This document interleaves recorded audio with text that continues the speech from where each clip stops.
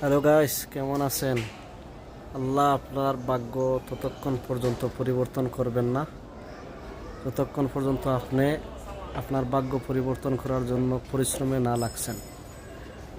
আল্লাহ কাউকে এমনি এমনি সফলতা দেন না।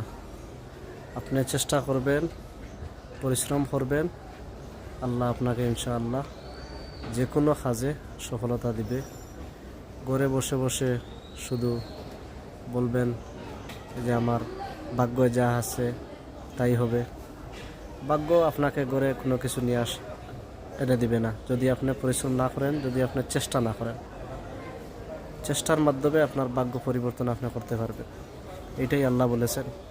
আল্লাহ বলছেন, যতক্ষণ পর্যন্ত একটা মানুষ তার ভাগ্য পরিবর্তন করার জন্য নিজের চেষ্টা না করবে ততক্ষণ পর্যন্ত আমি তার ভাগ্য পরিবর্তন করব না।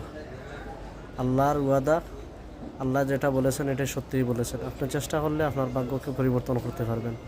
আপনি দরিদ্র মানুষ হইলেও আপনি পরিশ্রমের মাধ্যমে, সঠিক পরিশ্রমের মাধ্যমে আপনার ভাগ্য আপনি পরিবর্তন করা সম্ভব, সেটা আল্লাহ বলেছেন।